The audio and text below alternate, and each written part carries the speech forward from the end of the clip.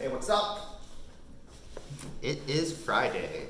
So it's casual Friday wearing a t-shirt, although that's not really true because technically every day is a casual day.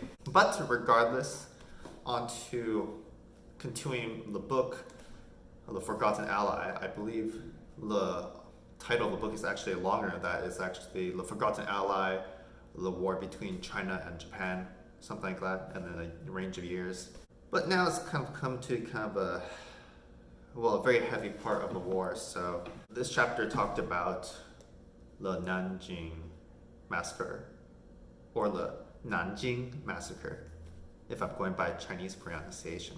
I mean, looking into that, obviously, I've heard many things about it in studying history in the past. Pretty much the most part is that the occupying army committed many atrocities upon the civilian population.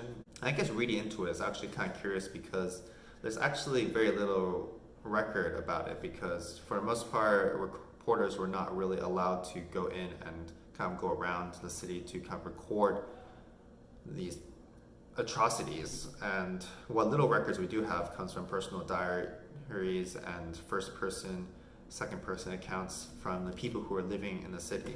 I mean, there were maybe a few dozen Westerners at the time in the city who were kind of witnesses to what happened.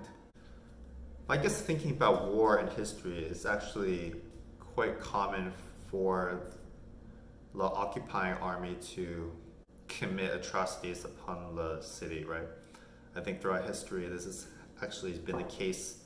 I mean, it's absolutely terrifying to be occupied by a foreign army. I mean, really, the only time kind of civility comes to these occupying forces is when there is a strict command by the officials to prevent those from happening. But this was not the case with the Japanese army. Apparently, the army kind of ignored the orders of the embassy and of Japanese officials, and the superior officers did not really take responsibility for or ownership in terms of stopping those from happening, and kind of allowed it to go on for weeks. I don't know, it's kind of horrible to read about, and kind of goes to show that people do need like regulation. I mean, I guess a lot of times if there are no rules in place, we will commit atrocities, which is quite sad to hear. But yeah, that's it for Friday. So hopefully we'll have a good weekend, and I'll see you later. Bye bye. Well, here we go. It's an elegant pork belly leftovers with baby carrot, pan fried over some boiled noodles. Yum yum.